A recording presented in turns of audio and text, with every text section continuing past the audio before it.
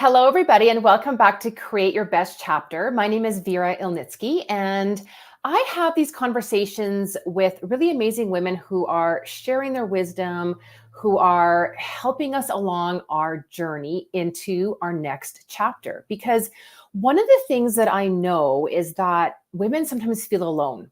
We feel like we're going through something on our own, or we don't really know who to turn to. And I also know that a lot of women are looking for deeper connections, deeper conversations, and are looking to grow and develop themselves as people, whether it's at work or whether it's with their health or in their relationships. So I'm really enjoying having these conversations with really wonderful women. And today I'm excited to have my really good friend Stacey Wilkinson on. She is a leadership coach and executive coach. We're going to talk about coaching. We're going to talk about her experience. And I'm just really excited for this conversation. So welcome, Stacey. Yeah, thank you, Vera. It's great to be with you and your listeners. Yeah, maybe just tell us a little bit about what it is that you do, who you coach, and how you got into coaching. Yeah, sure. I am an executive leadership coach. I'm based out of Calgary, and really, hands down, I just love developing STEM-based leaders. So science, technology, engineering, and math. I really love helping them on their leadership journey. It's just my absolute jam.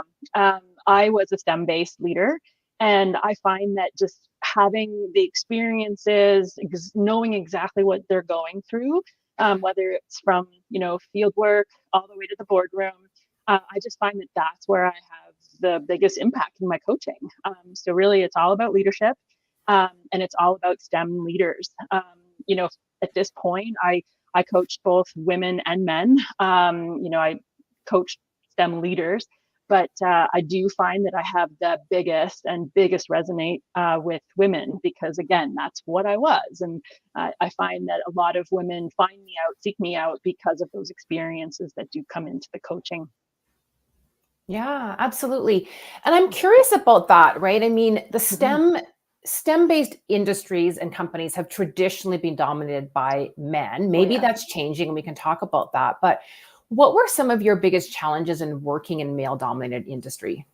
Yeah. When you prompted me with this question, I was thinking a lot about it. So I'm a chemical engineer as my education. And my career did start out as a process engineer at the Suncor Sarnia refinery. So I think, oh gosh, I was probably one of 6 women out of a staff of 300. And so this was in the late 90s. So I'm dating myself too. But, there were a few women leading my way. They were hired a couple of years before I started, and so I could see, and those were my role models. And as I was reflecting on this, either maybe I'm too naive or just not thinking in that headspace, but I didn't get a lot of negative vibes on gender when I was first starting. However, I do remember one situation in my 4th year of engineering. I was looking to work at a petroleum refinery, which I did end up going to, but this was a competitor. And the recruiter, a female, told me that they weren't hiring females for refinery positions. And she kind of went down the path of it's dirty, it's noisy. And I was taken so far back. So I'm glad I didn't end up there. But, I think it's just dominated in terms of oil and gas, just because our engineering schools, when I went to chemical engineering, while chemical is one that is a little bit more female, I think my class was maybe 10 women out of 40. But for the most part, you can get 10 to 15% women in those schools. I think today's world is just becoming so great. I think you're up to maybe 25 or 30% of graduating classes are women, and so then those women just come into the work world. So I do think it is starting to change. I think just all the way back to even elementary and high schools, I think they're really just promoting science-based uh, degrees to more women, and I think that they're just giving a lot more equal chances. But yeah, so I do think, Vera, for your question, I think I was lucky. Mm. I didn't get in my way too much, and as I was playing in this male-dominated world, while I was a token female at so many of my meetings throughout my career, there's always the stories, and it was true that, the female becomes the note taker, or the female goes to get the lunch or the coffee. And, I think I played my part, but I certainly wasn't doing it all the time. And I wanted to make sure that, that it was equally shared. And I kind of raised my hands every once in a while, or I just didn't do the notes. I'm like, I'm not doing that. That's not my job. And so it was definitely a boys club, but, I learned how to play golf. I learned how to watch hockey. And that was good because I like sports. But, I think as I started climbing the ladder, I certainly then got more eye-opening experience of, the pay inequities, the promotion passovers, and so on and so on. So I didn't necessarily notice in my junior days, but when I was the leader and I had women reporting to me and promoting them, sponsoring them, etc., then it kind of comes back in your face. That's really interesting. And do you think things are changing from that perspective? Like as we have more female leaders and as we have more open conversations around equity and around fairness, right? And maybe more women are actually having a voice as well. Like, do you see that changing in today's world in terms of pay equity, for example? Mm-hmm. I do think that. I know a lot of the energy companies, even in the city here in Calgary, are starting to just create metrics or matrices about pay. Like, if you're a fifth year engineer and you have your professional license, then you get this. And so you can kind of get these ranges. And so it starts saying that it doesn't matter if it's male or female. If you're doing this job, this is the range. And so I think more and more of the energy companies are doing those things. I think back when I was first starting, and even into the early thousands, there was no such thing as a D&I initiative. But now, I think even more so with the advent of COVID, and that's just kind of made them pop up everywhere. And so now I think that employers are really taking notice. Investors want, all of this, the governance of our workforces to be equal. So even when I was kind of nearing the end of my corporate career, I truly believe that employers are starting to look for the best people with the right skills, regardless of gender. I know that's what I did. And so if my team ended up being all male, well, you take the name off of the resume and you go for it. But, I did have a lot of women working for me as well, because they were just the right skill set that we needed at the time. So I do think demographics, cultures, mindsets within all of our organizations in energy are changing for the good. But there's still tons of work to do. Yeah, absolutely. Yeah. Absolutely. The other thing that I'm curious about is you coach leaders in STEM. And I know you coach both men and women, but I wonder, because this podcast is primarily for women, but I wonder what specific unique challenges women leaders face in STEM. Yeah, no, for sure. And very, I can use this as my firsthand experiences, but I would say the biggest challenge for my female STEM clients is self-confidence, hands down. And when you think about confidence, it's the foundation for so many of our career elements. Like, if you think about having more self-confidence, it removes some of the self-doubt. You can work on managing up. You can get visible. If you had confidence, you're advocating for yourself more often. You're getting the promotion. You're asking for those plum assignments. So confidence in terms of my clients, that's sort of like the foundation. It's a big component in executive presence, which they all ask for. Executive presence, how others experience you. But if you're not thinking about that confidence, that underlying thing, so many of those just get piled on when you're doing coaching. So unpacking self-confidence is usually where things mostly lead to in my coaching sessions. That's interesting. I mean, obviously I work a lot with women as well, and the confidence piece comes up a lot too. And I wonder, from your opinion, where does that start to get chipped away? Because, okay, these women are leaders, they're engineers, they're well-educated, right? They've gone obviously through several promotions and they have this career, and yet they lack confidence. And I just wonder, like, where that comes from. Yeah. And, I did all this work on myself with my coach way back when. And a lot of it just comes from that inner critic, that inner voice. And whether it's how you grew up, and hey, I had a great childhood. My family is lovely and wonderful. But it's just my inner critic started with being a perfectionist. Like, I got praised for doing well on math tests, in high school, or so I always tried to do better, to do more. I wasn't enough. I had to keep going because it was always like my inner critic was craving this acknowledgement or this external validation. And so I just think, and I haven't really cracked this nut quite yet, Vera. This is a huge one, but for some reason, whether it's social, whether it's our upbringings, it's just maybe it's genetic in a female code, but women just have cooler inner voices. And I think the inner critic just creates more and more self-doubt, and that's what gets in our way. But by all means, men, I coach men with mean inner critics as well, but sometimes it doesn't necessarily come up in our sessions. But women, we all have them, and they're nasty. Yeah, we're so hard on ourselves, aren't we? Yeah. And Mm-hmm. you probably use this prompt too, but I ask my clients sometimes, if you were talking to your best friend, Yeah.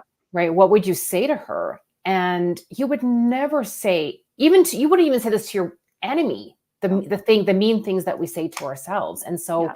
it's always just so astounding how, like you said, cruel we are to ourselves. Oh, What are some of the absolutely. ways that you start to recreate or rebuild that confidence for your clients? Yeah, I think that, and this is just, again, like for me with using a coach, just having a huge amount of self-awareness in terms of the biggest hurdle in my progression was me. So the inner voice, taming the beast. One of the things that I use quite a bit in my coaching, if this does come up, is there's a really cool uh, piece of work, a framework, if you will, called positive intelligence. You may have seen it. It's got saboteurs, and one is a judge. Everyone has a judge, and then like what other inner voices do you have? Whether it's maybe the victim or the controller or the perfectionist or the stickler, and so it's really just figuring out what that inner voice is saying to you. It's almost like you may have heard too about, do you have a name for your inner critic? Like, some women choose like the nastiest woman's name that they've ever met, and then that becomes their inner critic's name, and it's almost like, oh, I know what you're doing to me, and then they can quickly pivot and put it on its head. But and this was again for me, Vera, once I learned what my inner critic was all about, and for me it was, I'm not doing enough, or I have to be perfect, those kind of messages, I would be able to tame it, push it away, and then start reframing the story.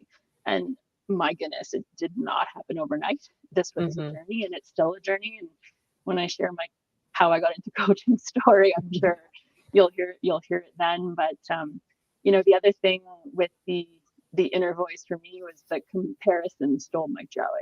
And so with going forward, it was like, I have to really learn to develop and then love my unique career path, because it was mine, not anybody else's. And so then that started giving me that positive internal reinforcement for what I was doing in my career was the good thing. So that tamed the beast as well.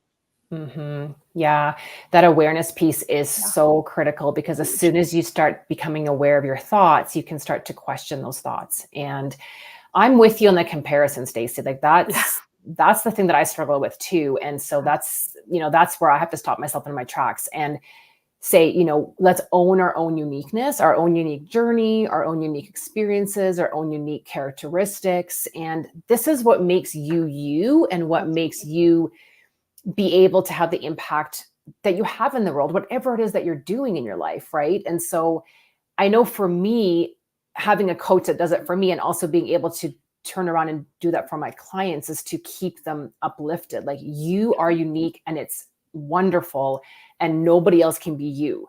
And absolutely stopping them from that comparison, because like, it's so easy right now, right? With social media, and everyone has these perfect lives, and we think we need to be a certain way, and we are always telling ourselves we should be doing this, and we're not doing it enough. So I love that piece around the awareness and just stopping those thoughts in your tracks. Yeah, so for sure, Vera. And when you think about, okay, I said self-confidence is probably one of the biggest fundamental and underlying issues that women face in STEM, and of course beyond. But the other one exactly is the comparison syndrome. And if you think about what's going on now in the work world, so many people, I'm sure, come to you as well as me with burnout. And it's Mm, like, it's that whole idea of I need to do it so well, or I need to do it better than so and so, or I'm not doing enough. And look at Susie Homemaker over there with, she's also the CEO. And so you just kind of get this thing going and it snowballs.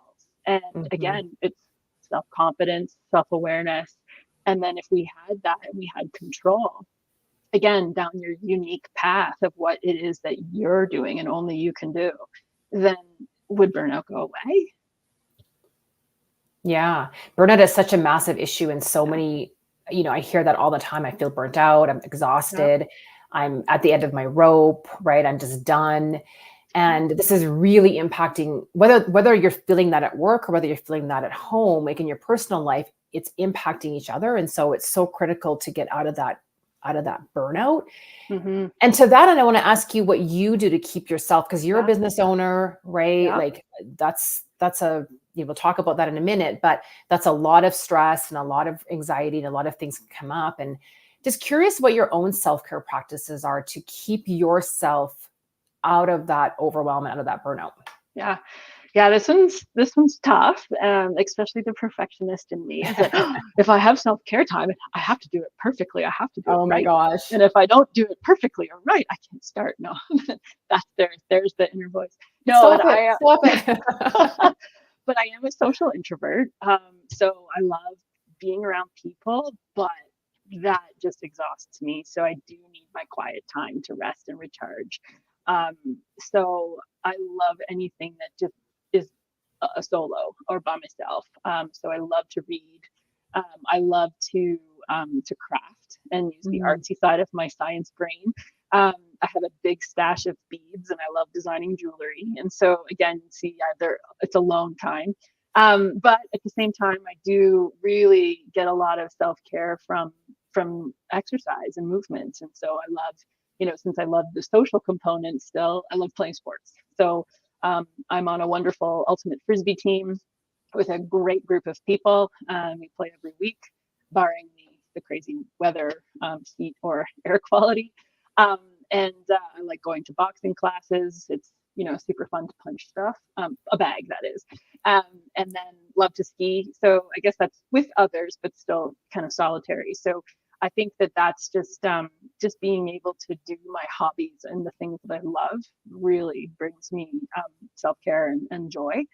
Um, but there was certainly um, the components of leaving my corporate job. I was thinking that I was feeling burnt out, that I was kind of constantly on. And so what's been really hard for me as I've started my business is, I did want freedom and flexibility while still making an impact. So what is that freedom and flexibility? So it's being kind to myself and giving myself permission to do all those solo activities, like, it's time to read a book, or it's time for a nap, or it's time to go outside in nature and go for a hike or a walk. So Mm. I think back and I'd never give myself permission to not be in front of my computer and not doing. But then as I started doing that more and more near the end of my corporate career, I just became far better leader, a far better version of myself. So that's what I'm kind of bringing into running a business now.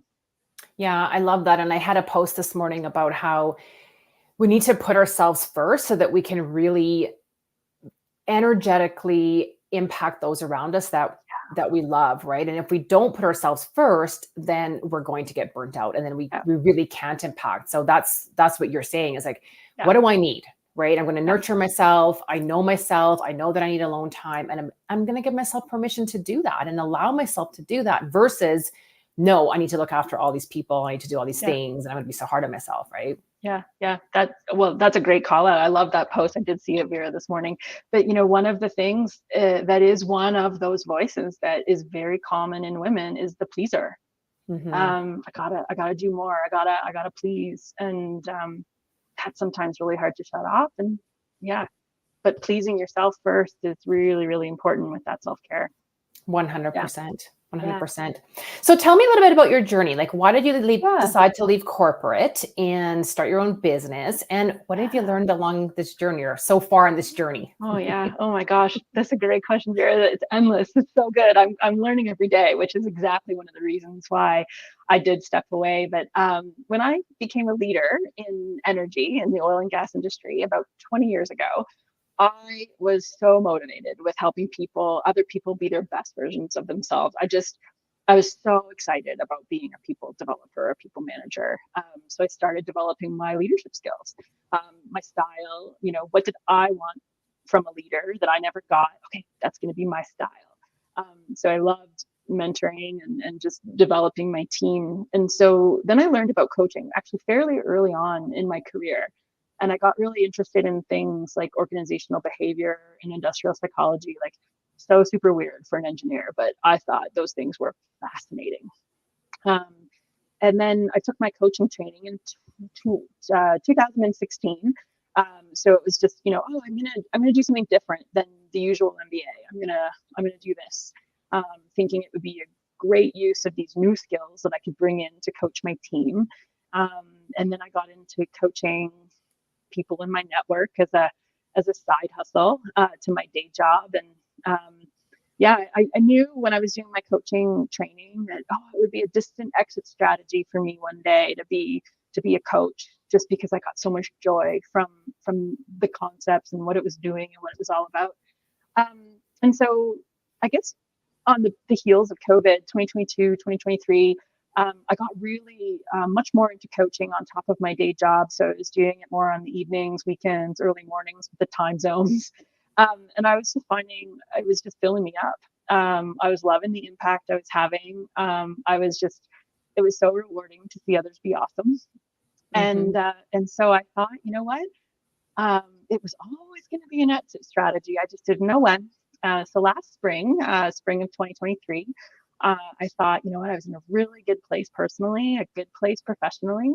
And so then I just decided to make the jump. I knew that if I didn't try it when I was at such a good place, was that I was never going to go. And so I would just have stayed in the energy industry. Nothing wrong with that, because I loved it. But I think at the time I was loving coaching more. And Mm-hmm.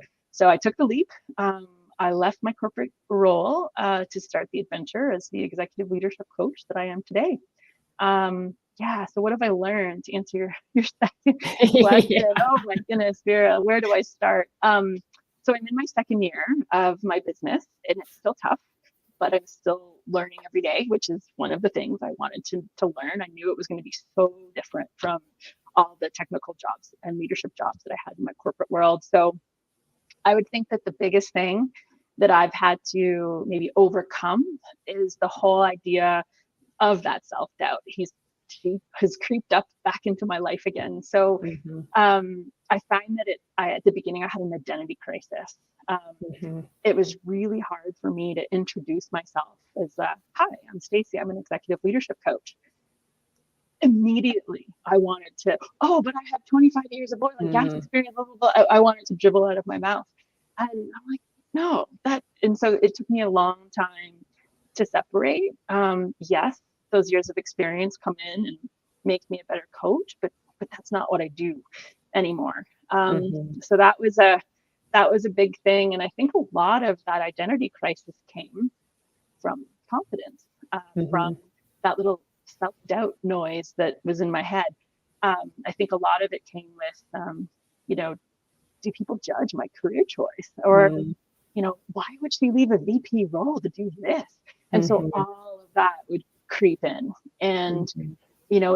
and again, it's just labeling it, noticing it, and then reminding myself that my purpose is doing this for my second career. It's so that I can create a new kind of impact. And I'm getting there, but it's a tough one, Vera. It's a tough one. I know. And you and I have such aligned stories or similar stories. So I Yeah. love it. I love hearing that. What would you say to a woman who is wanting to make a change, whether it's into entrepreneurship or something Yeah. else, and you have to take this leap of faith, right? Like you did, and like I did. We leave our corporate jobs. We're going to do something completely different. We know the fear and doubt's going to come along with it. And sometimes it feels like maybe in the moment more comfortable to stay where we are, even though our soul is like yearning to do something different, or it's calling us to do something different. What would you say to a woman who's like, I'm thinking about doing something, but I'm so scared? Yeah. I think that, that fear and the fear umbrella is so real. But one of the things that I did to help me with this, because I think that first inkling of, oh, I can be an executive coach, that can be my career. I think that was when I was signing up for my coach training as my third reason, and that was in 2016. So what? It took me 8 years to do it.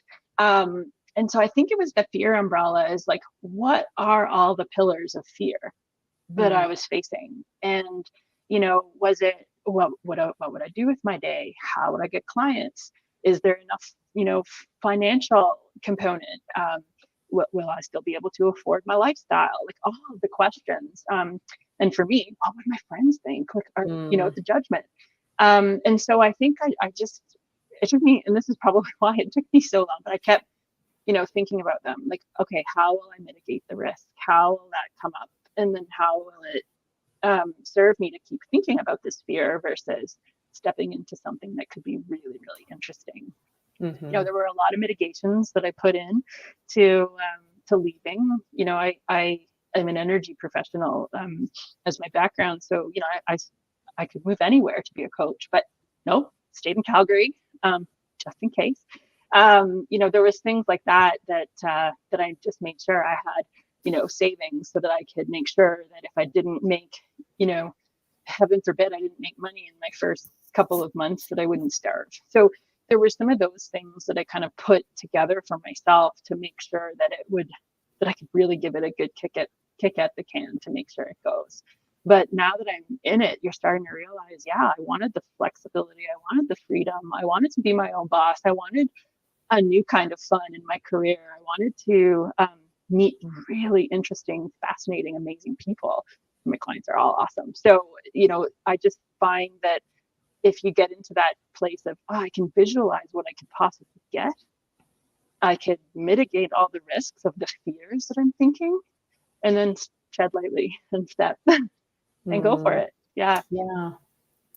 Yeah, I love that so much. Thank you so much for sharing. And I think no matter what you're trying to do and do something different, I think that's such sage advice and such, again, you're also providing inspiration. Like, look, like other people are doing it. You can do it too. Like we're all resourceful and creative and smart, and we can figure it out. And at the end of the day, really, what's the worst that can happen, right? The worst is, okay, I find something else to do, right? Yeah.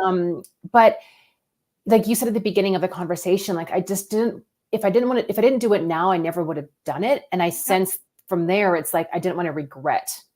Absolutely. Right. I didn't want to regret not trying or not going for it and just seeing where it could take me. Right. Yeah. And Vera, that what you said there is so bang on, is like, what do I have to lose? And that, self-talk or that question became a really big one, probably maybe for my last 10 or so years of my career when I was in director and VP roles, is that really boosted my confidence and helped my confidence, because it was like, I'm going to present this idea. What do I have to lose? Or I know that this is the best way forward for the team. What do I have to lose? And so I used that as almost like a confidence booster, because there wasn't anything to lose.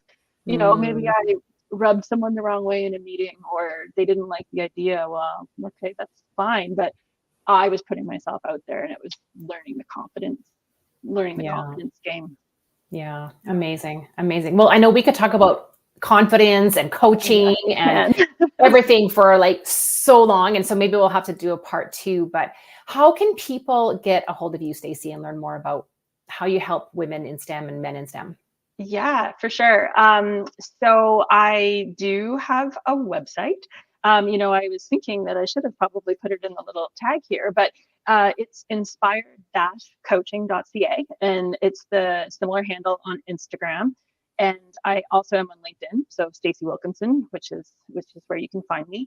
I love sharing my stories about leadership in STEM, and so I do have, I've been getting back into writing. Some say I have a quirky style. But I do have a newsletter where I talk about my journey and different things that affected me as a leader, and I bring in client stories as well. So you can hear that it's happening to more than just you if it's resonating. And I think that goes a long way because we're not alone in these journeys. And yeah, if you've got questions or if you just want to know more about the coaching, yeah, just email or reach out to me in any of those ways. Awesome. I'll put all the links in the show notes as well. Thank you, Vera. Yeah, no, thank you, Stacey. This has been a wonderful conversation. I acknowledge you for all the work that you're doing to support leaders in STEM, especially women, and creating more confidence in them so that they can become even better, more influential, more motivating leaders. That's what we need in the world right now, more confident, energized women. So I really acknowledge the work that you're doing. I love the work that you're doing and the women that you're supporting. And I look forward to staying connected with you. Yeah, awesome. Thank you so much, Vera, for having me on your show. And I love being in your community of just female founders and solopreneurs. So absolutely. So thank you so much. You're welcome. We'll chat soon. You bet. Okay. Take care.